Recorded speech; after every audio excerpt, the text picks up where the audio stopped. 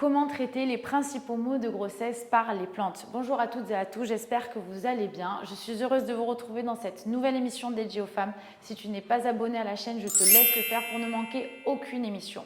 Au cours de la grossesse, le corps de la future maman se transforme. Ces modifications peuvent être difficiles à vivre, surtout lorsqu'elles sont accompagnées de maux tels que nausées, vomissements, constipation, ballonnement, reflux gastrique et autres. Les plantes ont des vertus incroyables et c'est Gladys Bergeron, conseillère en phytothérapie, qui va nous donner tous ses conseils pour atténuer les principaux maux de grossesse, et c'est tout de suite dans les interviews de Rebecca. Nous les femmes, nous avons une vie à 1000 à l'heure et nous nous retrouvons facilement dépassées. Je m'appelle Rebecca Attias, je détiens le diplôme de docteur en pharmacie et j'ai créé cette chaîne pour vous aider dans votre quotidien de femme et de maman. Comment ça se passe? Je vous propose une interview toutes les semaines avec un spécialiste pour aborder tous les thèmes relatifs à la femme, la maternité et le postpartum.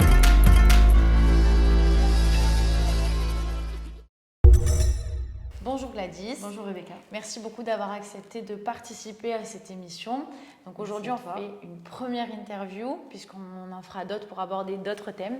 Je vais donc te laisser te présenter et ensuite nous pourrons commencer.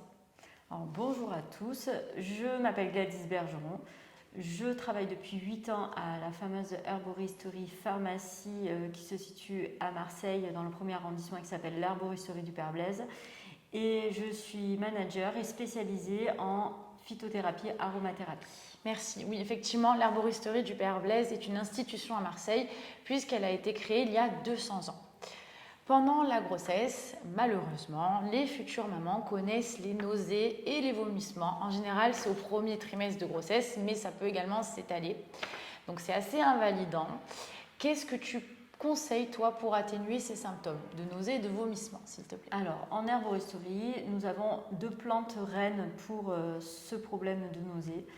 La première plante, c'est le gingembre, qui est recommandé par la pharmacopée européenne. Et la deuxième plante, c'est la menthe herboristerie. Et nous préparons un mélange de gingembre et menthe à quantité égale. Le conseil, c'est boire 3 tasses de ce mélange-là. Comment on le prépare? Donc, oui.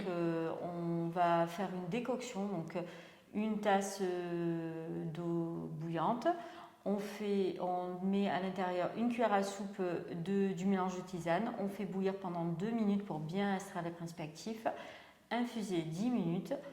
On filtre et on boit 3 tasses dans la journée. Ok, et ça tout le long de la grossesse? Tout le long de la grossesse, sans problème. Quand il y a ces symptômes-là? Exactement. Ok, merci.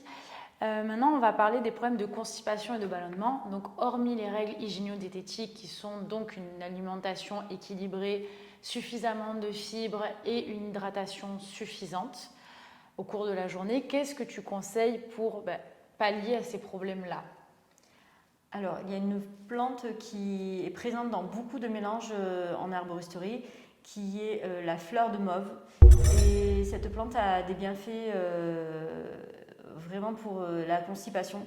Okay. Donc nous, on conseille de boire 3 tasses de cette plante-là. Okay. Après, on pourra faire un mélange pour ne pas boire trop de plusieurs plantes. N'hésitez pas à demander exactement en fonction de vos symptômes ce que vous souhaitez. Pour en tout cas la constipation, c'est une infusion de fleurs de mauve qu'on fait infuser pendant 10 minutes. On boit 3 tasses par jour. Et en plus de cette fleur, on peut rajouter à l'intérieur de la manne en larmes.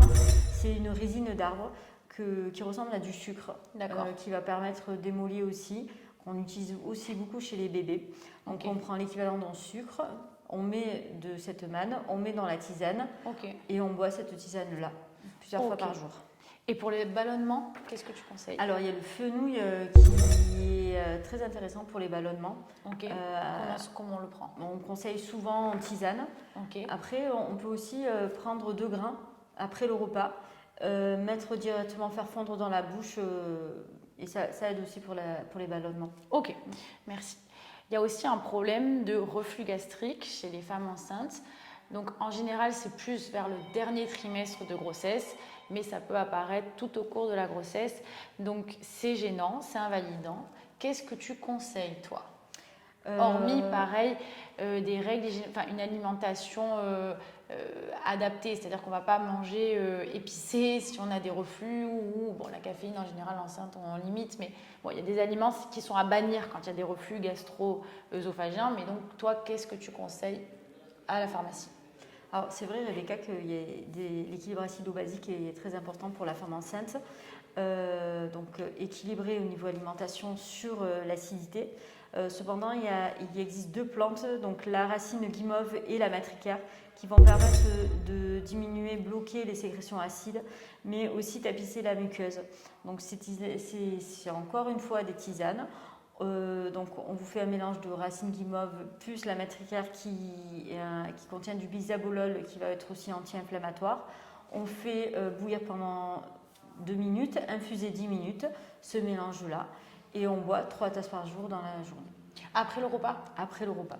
Ok, merci. Maintenant, on va aborder les problèmes d'hémorroïdes. Donc pareil, les femmes enceintes peuvent connaître ces problèmes-là tout au cours de la grossesse ou même en postpartum. C'est extrêmement douloureux. Donc toi, qu'est-ce que tu conseilles, s'il te plaît? Alors là, on ira plus en externe. On conseillera plus des soins appliqués en externe.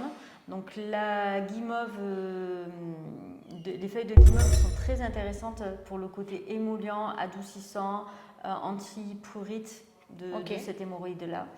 Donc on prend à peu près l'équivalent d'une poignée qu'on met dans un bol, on fait infuser pendant 10-15 minutes.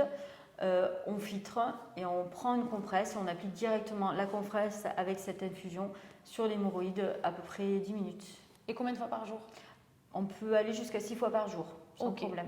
Et tu conseilles autre chose en plus Oui, Rebecca, il y a l'huile végétale de calophylle qui est une huile assez épaisse, donc facile à appliquer, aussi pratique parce qu'on peut le transporter partout, à appliquer 3 fois par jour aussi pour le côté démangeaisons et aussi anti-inflammatoire. Ouais. Ok, merci. Maintenant, on va aborder les problèmes circulatoires. Donc, problèmes circulatoires, ça peut être veineux, véno-lymphatique, et également rétention d'eau. Donc, hormis ce que vous prescrit votre gynécologue et donc, par exemple, des bas de contention pour atténuer ces problèmes-là, qu'est-ce que tu conseilles, toi, à la pharmacie? Alors, il y a des plantes, il y en a 5 qui sont intéressantes pour fluidifier le sang, drainer. Il y a un côté tonique veineux aussi. Oui. Et ces plantes-là doivent être utilisées exclusivement à partir du 8e mois de grossesse. À partir du 8e mois de grossesse, ok. Toujours demander l'avis de son médecin. Oui. Cependant, la vigne rouge, la mamillis, les feuilles de bouleau, la barbe de maïs et le mililo, c'est un mélange qui s'appelle chez le père Blaise bonne veine et que beaucoup de gynécologues conseillent à partir du 8e mois de grossesse. On a beaucoup d'ordonnances avec ce mélange-là. C'est une tisane qu'il faut faire infuser un quart d'heure et on boit le litre dans la journée. Ok, bon, merci beaucoup. Après aussi, on peut surélever ses jambes en dormant dans le lit. Donc, on surélève le matelas. Ça aussi, ça aide. Et de l'eau froide en sortant de la douche sur les jambes. Ça aide pas mal. Maintenant, on va aborder le problème des crampes nocturnes. Donc, qu'est-ce que c'est? Une crampe, c'est une contraction soudaine et involontaire du muscle qui va apparaître la nuit. La fréquence, puisqu'on parle de crampes nocturnes chez la femme enceinte, c'est dû à un déséquilibre ionique et la fréquence des crampes nocturnes augmente avec l'âge de la future maman et l'avancée de la grossesse. Donc, qu'est-ce que tu conseilles, toi, Gladys? Alors, je conseille le magnésium, mais pas n'importe quel magnésium. Je conseille du magnésium marin. Tu vas tout nous expliquer. Oui, donc pourquoi le magnésium marin? Parce que c'est un magnésium qui est naturel. Certes, l'assimilation peut être moins grosse que les magnésiums de synthèse, mais pour la femme enceinte, la priorité c'est la naturalité pour que le corps reconnaisse, pour que ça soit bon pour bébé aussi. Et vous avez par exemple le magnésium en poudre du laboratoire Holistica qui va permettre aussi d'apporter de l'acide citrique et donc une biodisponibilité très intéressante de ce magnésium qui du coup va aider pour l'acidité aussi en général. Voilà. Et donc comment ça se prend? Alors il faut prendre une cuillère à café par jour. C'est un magnésium qui a un goût légèrement acide, un peu comme un bonbon qui pique. Donc moi ce que je conseille c'est d'en le mettre soit dans 1 litre d'eau, soit dans la tisane, histoire de ne pas boire non plus des litres dans la journée. et à boire tout au long de la journée. Ok, merci. Donc il faut respecter vraiment la posologie de magnésium parce que si on en prend trop, cela peut avoir des effets délétères sur le transit. Hein, c'est ça. C'est ça.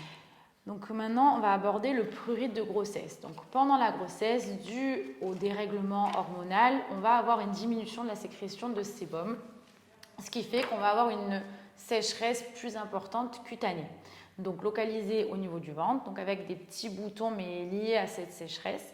Donc moi à la pharmacie, je conseille à toutes les mamans qui ont ce problème-là de se laver avec de l'huile lavante pour relipider les cellules cutanées. Donc tous les laboratoires aujourd'hui quasiment fabriquent de l'huile lavante. Donc pourquoi? Parce que ça va, comme je le disais, relipider les cellules cutanées, c'est important et ça peut être utilisé par toute la famille, dont les nouveau-nés, l'huile lavante. Donc toi, qu'est-ce que tu conseilles en association avec ça? Alors, en association, en effet, un savon adapté, donc Oui. l'huile lavante, c'est parfait. Je conseille des soins qui vont permettre de nourrir, d'hydrater, de cicatriser, de renouveler la peau aussi. Donc, je conseille souvent l'huile de coco, Oui. l'huile de macadamia qui a une valeur parce que c'est une huile sèche, donc ça ne va pas coller après s'être habillé. Oui. Et je conseille de l'aloe vera pour le côté hydratant.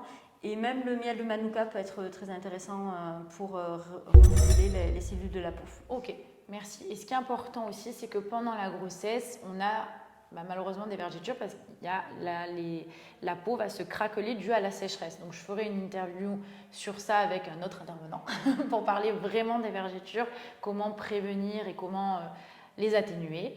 Et donc c'est vrai que le fait d'appliquer ces huiles-là vont en plus limiter le risque d'apparition de vergetures. Donc c'est vachement important et intéressant. Est-ce que tu as d'autres conseils pour atténuer ce prurite? Alors oui, il y a le flocon d'avoine qui est vraiment excellent pour le côté émollient. D'accord.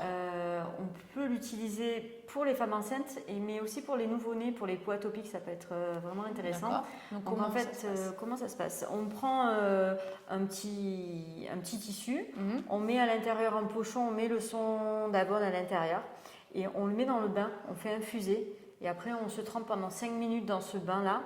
En sortant, on tapote légèrement pour garder de principe actif sur la peau. Ok. Et c'est vraiment excellent pour le côté démangeaisant, émollient, adoucissant. Ok. Donc du coup, qu'est-ce qu'on conseille avec Gladys? Donc les bains au flocon d'avoine.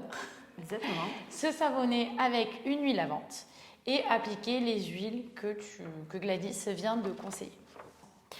Maintenant, on va parler de tout ce qui est douleur dorsale et sciatique. Donc la sciatique, c'est très douloureux, ça va être une compression de par le ventre qui grossit, la place que prend bébé, on va avoir une compression plus importante du nerf sciatique et c'est très douloureux. Donc moi à la pharmacie, à part donner des antalgiques et à part du paracétamol, on ne peut pas prendre grand chose quand on est enceinte, anti-inflammatoire non. Donc toi, qu'est-ce que tu conseilles? Alors, je pense que les oméga 3 sont vraiment importants pour la femme enceinte. Oui. Parce que cela va permettre déjà de nourrir le cerveau de votre bébé, c'est essentiel. Ça va permettre aussi de détendre la maman. Oui. Mais en plus, il y a un facteur anti-inflammatoire adoucissant pour ce nerf qui est sensible et fatigué. Donc, on va réparer la gaine de myéline avec les oméga 3. Okay. Alors, le choix des oméga 3 est important parce qu'il faut qu'ils soient de préférence d'origine animale, donc des petits poissons. Et le facteur petit poisson gras est important pour que ces oméga 3 ne soient pas chargés en métaux lourds. Donc, venez à l'arboristerie, je vous conseillerais des oméga 3 petits poissons gras. Mais en plus, pêcher en Atlantique Sud pour pas que ça soit trop pollué aussi, ça c'est très important. Ok, donc ça c'est ce que tu conseilles. Moi je conseille également de masser la zone. Et il y a le yoga prénatal qui aide bien dans l'étirement pour pouvoir vraiment détendre le muscle et éviter de comprimer le nerf. Voilà. Maintenant, on va aborder les troubles du sommeil. Donc avant l'arrivée de bébé, c'est vrai qu'on conseille de se reposer, mais avec le poids que la future maman prend et l'anxiété due à plein de choses, c'est vrai qu'on a le sommeil qui est altéré. Donc toi, qu'est-ce que tu conseilles? Il y a 3 plantes pour améliorer essentielles. La qualité de sommeil. Oui, alors il y a 3 plantes vraiment essentielles pour le sommeil. C'est la verveine, le tilleul, le bouton d'oranger. Pour les amateurs de tisane, je vais apporter du bonheur parce que c'est une tisane vraiment excellente en goût pour toute la famille, utilisable pour toute la famille. Donc même les bébés. Ah oui, même les bébés. D'accord. Et on boit une tisane le soir d'une infusion de ce mélange-là de 10 minutes qu'on vous préparera directement à l'herboristerie. Elle apportera réconfort et régulation du sommeil et sommeil récupérateur. Ok, bah écoute, merci beaucoup Gladys Merci pour à toi, tous tes Rebecca. conseils si précieux. Donc nous avons abordé, je vais le redire en résumé, nausées, vomissements, constipation, ballonnement, reflux gastrique, hémorroïdes, problèmes circulatoires, crampes nocturnes, prurite de grossesse, sciatique, douleur dorsale et troubles du sommeil. On se retrouvera donc dans d'autres interviews pour aborder d'autres thèmes. La grossesse est quand même un événement qui est magnifique chez toutes les femmes et l'arrivée d'un bébé aussi. Mais avec Gladys, vous aurez tous les conseils naturels pour vous aider au cours de cette grossesse afin d'atténuer ces principaux maux. Merci beaucoup Gladys. Merci. Et à très vite. C'était Gladys Bergeron, conseillère en phytothérapie pour aborder les principaux maux de grossesse. Je te le rappelle, si tu n'es pas abonné à la chaîne, je te laisse le faire pour ne rien manquer. Et nous nous retrouvons la semaine prochaine avec un nouvel invité lors d'une nouvelle interview. Merci.